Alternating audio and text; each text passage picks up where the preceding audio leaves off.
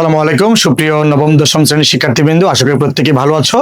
তো বাংলা দ্বিতীয় পত্রের প্রত্যেকটি পরিচ্ছেদ আমরা ক্লাস দিচ্ছি। সেই ধারাবাহিকতায় বাংলা ব্যাকরণ নিয়ে আজকে আমরা কথা বলবো। এই পরিচ্ছেদ 2-তে বাংলা ব্যাকরণ সম্পর্কিত যে আলোচনা আছে, আসো আমরা সেই ব্যাকরণের অংশটুকু দেখে নিই। তো প্রথমেই দেখো লেখা আছে যে ব্যাকরণ ও বাংলা ব্যাকরণ এ সম্পর্কে এখানে লেখা আছে। আসলে আমরা দেখি এখানে কি লেখা হয়েছে। ব্যাকরণে ভাষার স্বরূপ ও প্রকৃতি নিয়ে আলোচনা করা হয়। তাহলে বাংলা ব্যাকরণে বা যে কোনো ব্যাকরণে কি নিয়ে আলোচনা করা হয়? ব্যাকরণ আলোচ্য বিষয়টা কি? ব্যাকরণ কাজ করে আসলে ভাষার স্বরূপ নিয়ে অথবা প্রকৃতি নিয়ে, অর্থাৎ ভাষার বৈশিষ্ট্য নিয়ে ব্যাকরণ কাজ করে থাকে। এরপরে দেখো কি লিখেছে, ধ্বনি, শব্দ, বাক্য ইত্যাদি বিশ্লেষণের মাধ্যমে ভাষার মধ্যকার সাধারণ কিছু বৈশিষ্ট্য খুঁজে বের করা ব্যাকরণের কাজ। তাহলে ব্যাকরণের কাজটাকে একটু ঠান্ডা মাথায় বুঝো। ব্যাকরণের কাজ হচ্ছে ধ্বনিকে নিয়ে, শব্দকে নিয়ে, বাক্যকে নিয়ে এগুলোকে সে কি করে? এইগুলোকে সে বিশ্লেষণ করে। সে কি করে? বিশ্লেষণ করে। বিশ্লেষণ করার মাধ্যমে ভাষার মধ্যে যে কিছু বৈশিষ্ট্য আছে, এই বৈশিষ্ট্যগুলোকে সে খুঁজে বের করে। কে খুঁজে বের করে? এই ব্যাকরণ খুঁজে বের করে। এই খুঁজে বের করাটাই হচ্ছে তার কাজ। আমরা অনেকে মনে করি ব্যাকরণ ভাষাকে নিয়ন্ত্রণ করে। না, ব্যাকরণ ভাষাকে আসলে নিয়ন্ত্রণ করে না। ব্যাকরণ ভাষার পিছু পিছু ছোটে। ভাষা যেদিকে যায় ব্যাকরণ পিছন পিছন ছুটে ওই ভাষার যে বৈশিষ্ট্য, ভাষার যে স্বরূপ, সেটাকে উদ্ঘাটন করে। এই উদ্ঘাটন করাই কার কাজ? ব্যাকরণের কাজ। ভাষাকে নিয়ন্ত্রণ করা, ভাষাকে চার দেয়ালের মধ্যে আবদ্ধ রাখা কিন্তু ব্যাকরণের কাজ নয়। এবার খেয়াল করে দেখো কি লিখছে এখানে, ব্যাকরণ গ্রন্থে এসব বৈশিষ্ট্যকে সূত্র আকারে সাজানো হয়ে থাকে, তাই না? ব্যাকরণ গ্রন্থে এই ভাষার যে বৈশিষ্ট্যগুলো, এগুলোকে সূত্র আকারে সাজানো থাকে। এই জন্যই আমরা বাংলা ব্যাকরণ বা যে কোনো ভাষার ব্যাকরণ পড়ি আমরা। এবার খেয়াল করো, যে বিদ্যা শাখায় বাংলা ভাষার স্বরূপ ও প্রকৃতি নিয়ে বর্ণনা করা হয় তাকে কি বলা হয়? তাকে বলা হয় বাংলা ব্যাকরণ। আরেকবার খেয়াল করো, তাহলে বাংলা ব্যাকরণ বাংলা ভাষার স্বরূপ ও প্রকৃতি নিয়ে কি করে? বর্ণনা করে, যার কারণে তাকে কি বলছি? আমরা বাংলা ব্যাকরণ বলছি। এরপরে দেখো, এরপরে লেখা আছে যে সর্বপ্রথম বাংলা ব্যাকরণ প্রকাশিত হয় কত সালে? সর্বপ্রথম বাংলা ব্যাকরণ প্রকাশিত হয় 1743 খ্রিস্টাব্দে। তাহলে মনে রাখো, প্রথম বাংলা ব্যাকরণ প্রকাশিত হয় 1743 সালে। এটা কোন ভাষায় প্রকাশিত হয়? পর্তুগিজ ভাষায়। তাহলে প্রথম বাংলা ব্যাকরণ প্রকাশিত হয় 1743 খ্রিস্টাব্দে, এবং এই বইটা প্রকাশিত হয়েছিল পর্তুগিজ ভাষায়। এটা কিন্তু বাংলা ভাষায় রচিত হয়নি, যদিও বাংলা ভাষাকে নিয়েই এখানে কথা বলা হয়েছে, কিন্তু এটা লেখা হয়েছে কি? পর্তুগিজ ভাষায়। খেয়াল করে দেখো, এর লেখক ছিলেন মানুয়েল দা আসুম্পসাও। এই ব্যক্তি সর্বপ্রথম পর্তুগিজ ভাষা দিয়ে বাংলা ভাষার ব্যাকরণ লিখেছিলেন, এবং এটা সময়টা কত? সময়টা হচ্ছে 1743 খ্রিস্টাব্দ। তার বাংলা পর্তুগিজ অভিধানের ভূমিকা অংশ হিসাবে তিনি এটি রচনা করেন। অর্থাৎ বাংলা পর্তুগিজ অভিধান ছিল তার, সেই অভিধানের ভূমিকা অংশ হিসাবে এটি তিনি রচনা করেছিলেন। এরপর 1778 সালে প্রকাশিত হয় নাথানিয়েল ব্রাসি হেলহেড প্রণীত ইংরেজি ভাষায় রচিত পূর্ণাঙ্গ একটি ব্যাকরণ বই। অর্থাৎ পরীক্ষায় যদি প্রশ্ন আসে এরকম যে ইংরেজি ভাষায় প্রথম কখন বাংলা ব্যাকরণ রচনা করা হয়, উত্তর হবে 1778 সাল। এবং এই বইটি রচনা করেছিলেন কে? Nathaniel Brassey Halhed. এবং এই বইটি বাংলা ভাষার ব্যাকরণের উপর সর্বপ্রথম পূর্ণাঙ্গ ব্যাকরণ বই। এর আগের যে বইটা ছিল মানুয়েল দা আসুম্পসাও এর, এই বইটি কিন্তু পূর্ণাঙ্গ ব্যাকরণ গ্রন্থ ছিল না। হ্যাঁ, তো পরীক্ষা যদি প্রশ্ন আসে এরকম যে সর্বপ্রথম পূর্ণাঙ্গ বাংলা ব্যাকরণ কোন ভাষায় রচিত হয়, উত্তর হবে ইংরেজি ভাষা। আবার যদি প্রশ্ন আসে এরকম যে প্রথম বাংলা ব্যাকরণ কোন ভাষায় রচিত হয়, উত্তর হবে পর্তুগিজ ভাষা। একটু ভালো করে খেয়াল করে, এখান থেকে কিন্তু অনেক প্রশ্ন আসে। এবার দেখো কি লিখেছে, বইটির নাম, অর্থাৎ নাথানিয়েল যে বইটি লিখেছিলেন, এই বইটির নাম কি? এই বইটির নাম হচ্ছে a grammar of the Bengal language. অর্থাৎ নাথানিয়েল ব্রাসি হেলহেড যে বইটা 1778 খ্রিস্টাব্দে লিখেছিলেন, এই বইটির নাম কি? A grammar of the Bengal language. ভালো করে মনে রেখো। এরপরে দেখো লেখা আছে 1801 সালে উইলিয়াম কেরি, 1801 খ্রিস্টাব্দে উইলিয়াম কেরি এবং 1826 খ্রিস্টাব্দে রাজা রামমোহন রায় ইংরেজি ভাষায় আরো দুটি উল্লেখযোগ্য বাংলা ব্যাকরণ গ্রন্থ রচনা করেন। তাহলে ওই নাথানিয়েল ব্রাসি হেল হেড সর্বপ্রথম ইংরেজি ভাষায় লিখেন, এরপর ইংরেজি ভাষায় আরো দুইজন ব্যক্তি লিখেছেন, একজন হচ্ছে উইলিয়াম কেরি, আরেকজন হচ্ছেন যে রাজা রামমোহন রায়। এনারা দুইজনই কিন্তু এই ইংরেজি ভাষায় বাংলা ভাষার ব্যাকরণ গ্রন্থ রচনা করেছিলেন। এরপরে দেখো, এরপরে আমরা দেখবো যে বাংলা ভাষায় কখন লেখা হয়েছে। 1833 খ্রিস্টাব্দে, 1833 সালে প্রকাশিত রামমোহন রায়ের গৌড়ীয় ব্যাকরণ, খুবই গুরুত্বপূর্ণ প্রশ্ন, গৌড়ীয় ব্যাকরণ বাংলা ভাষায় রচিত প্রথম বাংলা ব্যাকরণ। অর্থাৎ 1833 খ্রিস্টাব্দে রাজা রামমোহন রায় সর্বপ্রথম বাংলা ভাষা দিয়ে বাংলা ভাষার ব্যাকরণ রচনা করেছেন। লাইনটা কিন্তু খুবই গুরুত্বপূর্ণ, পরীক্ষায় প্রশ্ন আসে এরকম, সর্বপ্রথম বাংলা ভাষায় বাংলা ভাষার ব্যাকরণ কে রচনা করেন? উত্তর হবে রাজা রামমোহন রায়। আবার যদি প্রশ্ন আসে এরকম, সর্বপ্রথম বাংলা ভাষার ব্যাকরণ বাংলা ভাষায় কত খ্রিস্টাব্দে বা কত সালে রচিত হয়েছিল? উত্তর হবে 1833 খ্রিস্টাব্দে। তাহলে আশা করি এই অংশটুকু তুমি ভালো করে তুমি মনে রাখার চেষ্টা করবে। এখান থেকে কিন্তু প্রশ্ন আসবে এবং এখান থেকে প্রশ্ন আসলে কিন্তু অনেকেই উত্তর করতে পারে না। বিভিন্ন স্কুলের যে অভ্যন্তরীণ যে পরীক্ষাগুলো হয়, অর্ধবার্ষিক বা বার্ষিক পরীক্ষাগুলো হয়, বা ক্লাস 10 যে টেস্ট পরীক্ষা বা টেস্ট পরীক্ষা হয়, এখানে থেকে কিন্তু প্রশ্নগুলো এসে যায়। আশা করি এই প্রশ্নগুলো তুমি ভালো করে দাগিয়ে রেখে ভালো করে পড়ে ফেলবে। এরপরে দেখো লেখা আছে ব্যাকরণের আলোচ্য বিষয়। ব্যাকরণ আসলে কি কি বিষয় নিয়ে কথা বলে? হ্যাঁ, দেখো লিখেছে এখানে, ভাষা হলো বাক্যের সমষ্টি। ভাষা কিসের সমষ্টি? ভাষা হলো বাক্যের সমষ্টি। বাক্য গঠিত হয় শব্দ দিয়ে, আবার শব্দ তৈরি হয় ধ্বনি দিয়ে। এবার একটু খেয়াল করো, আমরা যদি এখানে একটু লিখি যে সর্বপ্রথম হচ্ছে কি ধ্বনি, ধ্বনির সমষ্টিকে আমরা বলছি কি? ধ্বনির সমষ্টিকে আমরা বলছি শব্দ। শব্দ দিয়ে কি হয়? শব্দ দিয়ে হয় বাক্য। বাক্য দিয়ে কি হয়? বাক্যের সমষ্টিকে আমরা বলছি কি? ভাষা। এদিক থেকে ভাষার ক্ষুদ্রতম উপাদান কোনটি? একটু দাগিয়ে রাখো, এটা প্রশ্ন আসে। ভাষার ক্ষুদ্রতম উপাদান হলো ধ্বনি। এই যে ধ্বনি আর এইদিকে ভাষা, তাহলে এই যে ভাষা, এই ভাষার ক্ষুদ্রতম একক কোনটা? হলো ক্ষুদ্রতম একক হচ্ছে ধ্বনি। তাহলে ভাষার ক্ষুদ্রতম উপাদানকে আমরা বলছি ধ্বনি, কারণ এই ধ্বনি থেকে শব্দ হয়, শব্দ থেকে বাক্য হয়, এই বাক্য থেকে আবার ভাষা হয়ে থাকে। এই ধ্বনি, শব্দ, বাক্য, ধ্বনি, শব্দ, বাক্য প্রত্যেকটি অংশই ব্যাকরণের আলোচ্য। অর্থাৎ এই যে ধ্বনি, এই যে শব্দ, এই যে বাক্য, এই প্রত্যেকটা বিষয় নিয়ে কে কথা বলে? ব্যাকরণ কথা বলে। এছাড়া শব্দ ও বাক্যের বহু ধরনের অর্থ হয়। এই যে তুমি যে শব্দগুলো বলছো, এই যে তুমি বাক্যগুলো বলছো, দেখো এই শব্দগুলোর বাক্যগুলোর কিন্তু বিভিন্ন ধরনের অর্থ হতে পারে। এই অর্থ নিয়েও বাংলা ব্যাকরণ বা ব্যাকরণ আলোচনা করে থাকে।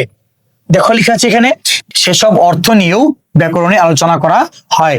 ব্যাকরণের এসব আলোচ্য বিষয় বিভক্ত হয় অন্তত 4টি ভাগে। পরীক্ষা প্রশ্ন আসে যে ব্যাকরণের আলোচ্য বিষয় কয়টি বা কয় ভাগে ভাগ করা হয়েছে? 4টি ভাগে ভাগ করা হয়েছে। তার মধ্যে 1 নম্বরে হচ্ছে ধ্বনি তত্ত্ব, 2 নম্বর দেখো লেখা আছে রূপ তত্ত্ব, 3 নম্বরে বাক্য তত্ত্ব, আর 4 নম্বর হচ্ছে অর্থতত্ত্ব। তাহলে ব্যাকরণের আলোচ্য বিষয় কয়টি? ব্যাকরণের আলোচ্য বিষয় হচ্ছে মোট 4টি: ধ্বনিতত্ত্ব, রূপতত্ত্ব, বাক্যতত্ত্ব এবং অর্থতত্ত্ব। এটা কিন্তু শুধুমাত্র বাংলা ভাষার জন্যই প্রযোজ্য নয়, বিশ্বের যে কোনো ভাষা কিন্তু এই 4টি অংশ রয়েছে। অর্থাৎ বিশ্বের যে কোনো ভাষার ব্যাকরণে এই 4টি অংশ নিয়েই আলোচনা করা হয়ে থাকে। যদি পরীক্ষায় প্রশ্ন আসে যে ইংরেজি ভাষার ব্যাকরণে আলোচ্য বিষয় কয়টি? উত্তর হবে 4টি। পর্তুগিজ ভাষার ব্যাকরণে আলোচ্য বিষয় কয়টি? 4টি। আবার যে প্রশ্ন আসে বাংলা ভাষার ব্যাকরণে আলোচ্য বিষয় কয়টি? উত্তর হবে 4টি। অর্থাৎ ব্যাকরণ এই 4টি বিষয় নিয়ে কথা বলে, এজন্যই বলছি যে ব্যাকরণে আলোচ্য বিষয় অন্তত 4টি। আচ্ছা, এরপরে দেখো ধ্বনিতত্ত্ব।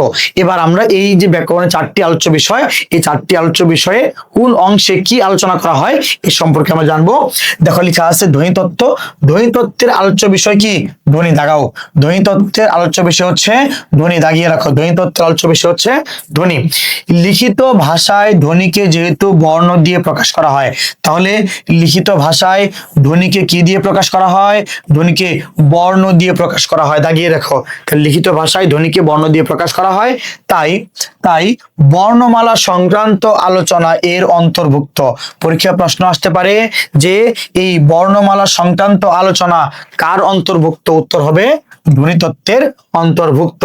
ধ্বনিতত্ত্বের মূল আলোচ্য কি? বাকযন্ত্র। বাকযন্ত্র, বাকযন্ত্রের উচ্চারণ প্রক্রিয়া, এবং এখানে দেখো লেখা আছে ধ্বনির বিন্যাস, স্বর ও ব্যঞ্জন, ধ্বনির বৈশিষ্ট্য, ধ্বনিদল প্রভৃতি। অর্থাৎ ধ্বনিতত্ত্ব বাকযন্ত্র, বাকযন্ত্রের উচ্চারণ প্রক্রিয়া, ধ্বনির বিন্যাস, স্বরধ্বনি, ব্যঞ্জন ধ্বনি এর বৈশিষ্ট্য এবং ধ্বনি দল, এগুলো নিয়ে আলোচনা করে কে? আলোচনা করে হচ্ছে এই ধ্বনিতত্ত্ব। অর্থাৎ ধ্বনি সংক্রান্ত প্রত্যেকটি বিষয় নিয়ে কথা বলে এই ধ্বনিতত্ত্ব। এরপরে দেখো লেখা আছে রূপতত্ত্ব। রূপতত্ত্ব কি নিয়ে কথা বলে? দেখো একটু লেখা আছে এখানে, রূপতত্ত্বে শব্দ, দাগাও, শব্দ ও তার উপাদান নিয়ে আলোচনা করে। তাহলে রূপতত্ত্বে শব্দ এবং তার উপাদান নিয়ে আলোচনা করা হয়। তাহলে এটা তুমি দাগিয়ে রাখো, পরীক্ষা প্রশ্ন আসতে পারে। রূপতত্ত্বে শব্দ এবং তার উপাদান নিয়ে কথা বলা হয়। এই আলোচনায় বিশেষ্য, সর্বনাম, বিশেষণ, ক্রিয়া, ক্রিয়া বিশেষণ ইত্যাদি স্থান পায়। তাহলে এই রূপতত্ত্বের আলোচনায় কোন অংশগুলো স্থান পায়? বিশেষ্য, সর্বনাম, ক্রিয়া। অর্থাৎ বিশেষ্য, সর্বনাম, ক্রিয়া, ক্রিয়া বিশেষণ এগুলো নিয়ে কথা বলে বা আলোচনা করে কে? রূপতত্ত্ব। বিশেষ গুরুত্ব পায় কোনটি?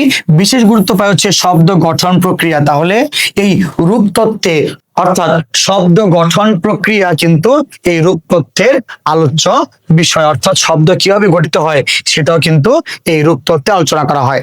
এরপরে দেখো তোমার বইতে লেখা আছে যে বাক্যতত্ত্ব। বাক্যতত্ত্বে বাক্য নিয়ে আলোচনা করা হয়। দাগিয়ে রাখো, বাক্যতত্ত্বে কি নিয়ে আলোচনা করা হয়? বাক্যতত্ত্বে বাক্য নিয়ে আলোচনা করা হয়। বাক্যের নির্মাণ, দাঁড়াও, বাক্যের নির্মাণ এবং এর গঠন বাক্যতত্ত্বের মূল আলোচ্য। তাহলে বাক্যতত্ত্বের মূল আলোচ্য বিষয় কোনটি? বাক্যের নির্মাণ। অর্থাৎ একটা বাক্য কিভাবে নির্মাণ করা হয়, বাক্য কিভাবে তৈরি করা হয় এ সংক্রান্ত আলোচনা কিন্তু এই বাক্যতত্ত্ব করে থাকে। এবং এর গঠন অর্থাৎ এই বাক্যের গঠন এবং নির্মাণ কৌশল কিন্তু ব্যাকরণের আলোচ্য বিষয়। এবং এইটা ব্যাকরণের কোন অংশে আলোচনা করা হয়? ব্যাকরণের বাক্যতত্ত্ব যে অংশ সে অংশে আলোচনা করা হয়। বাক্যের মধ্যে পদ ও বর্গ কিভাবে বিন্যস্ত থাকে বাক্যতত্ত্বে তা বর্ণনা করা হয়। অর্থাৎ বাক্যের মধ্যে পদ এবং তার যে বর্গ, অর্থাৎ বাক্যতত্ত্বে পদ ও বর্গ নিয়ে কিভাবে আলোচনা করা হয় এটা কিন্তু এই বাক্যতত্ত্বের মধ্যে বর্ণিত হয়ে থাকে। আমরা জানি যে পদ হচ্ছে শব্দ যখন বাক্যে ব্যবহৃত হয় তখন সেটাকে আমরা পদ বলি। আর এই বর্গ কি? এই বর্গ হচ্ছে শব্দের গুচ্ছ। শব্দের গুচ্ছকে আমরা বর্গ বলি। দেখো এই বিষয়গুলো নিয়ে কে কথা বলে? এই বিষয়গুলো নিয়ে বাক্যতত্ত্বে আলোচনা করা হয়ে থাকে। এছাড়া এক ধরনের বাক্যকে অন্য ধরনের বাক্যে রূপান্তর, বাক্যের বাচ্য, উক্তি ইত্যাদি বাক্যতত্ত্বের আলোচ্য বিষয়। এছাড়াও বাক্যতত্ত্ব কি নিয়ে আলোচনা করে? বাক্যের রূপান্তর নিয়ে আলোচনা করে, বাচ্য নিয়ে আলোচনা করে, উক্তি নিয়ে আলোচনা করে। তাহলে বাক্যতত্ত্ব, বাক্যের রূপান্তর, বাচ্য, উক্তি এই বিষয়গুলো নিয়ে বাক্যতত্ত্বে আলোচনা করা হয়। কারক বিশ্লেষণ, এছাড়াও কি আছে? কারক বিশ্লেষণ, কারক বাক্যের যোগ্যতা, বাক্যের উপাদান, লোভ, জ্যোতিচিহ্ন প্রভৃতিও বাক্যতত্ত্বে আলোচিত হয়ে থাকে। তাহলে বাক্যতত্ত্বে আলোচনার বিষয়গুলো কি কি একটু ভালো করে খেয়াল করো। বাক্যের নির্মাণ, আমি যদি বলি এখান থেকে বাক্যের নির্মাণ, বাক্যের গঠন দুইটা, এরপরে পদ ও বর্গ কিভাবে বিন্যস্ত থাকে এটা নিয়েও বাক্যতত্ত্ব আলোচনা করে। এছাড়া বাক্যের রূপান্তর এটা নিয়েও বাক্য আলোচনা করে। বাক্যের বাচ্য, উক্তি, এদিক থেকে কারক, আর এদিকে যোগ্যতা, উপাদান, লোভ, জ্যোতিচিহ্ন এই বিষয়গুলো নিয়ে বাক্যতত্ত্ব আলোচনা করে থাকে। এর পরবর্তী অংশে দেখো লেখা আছে যে অর্থতত্ত্ব। অর্থতত্ত্বে কি আছে? যে ব্যাকরণের যে অংশে শব্দ, বর্গ ও বাক্যের অর্থ নিয়ে আলোচনা করা হয় সেই অংশের নামই হচ্ছে অর্থতত্ত্ব। তাহলে শব্দ, বর্গ এবং বাক্যের অর্থ নিয়ে আলোচনা করে অর্থতত্ত্ব। একে বাগর্থ তত্ত্ব বলা হয়। তাহলে অর্থতত্ত্বের অপর নাম কি? অর্থতত্ত্বের অপর নাম হচ্ছে বাগর্থ তত্ত্ব। বিপরীত শব্দ কি কি? বিপরীত শব্দ, প্রতিশব্দ, শব্দজোড়, বাগধারা প্রভৃতি বিষয় অর্থতত্ত্বের অন্তর্ভুক্ত। অর্থাৎ অর্থতত্ত্বের অন্তর্ভুক্ত কোনগুলো? বিপরীত শব্দ, প্রতিশব্দ, শব্দজোড়, বাগধারা, এগুলো অর্থতত্ত্বের অন্তর্ভুক্ত। তোমার যে পাঠ্য বই বাংলা দ্বিতীয় পত্র ব্যাকরণ বই, এই ব্যাকরণ বইয়ের পরিচ্ছেদ 39 থেকে পরিচ্ছেদ 43 পর্যন্ত যে পরিচ্ছেদগুলো আছে প্রত্যেকটাই কিন্তু এই অর্থতত্ত্বের অন্তর্ভুক্ত।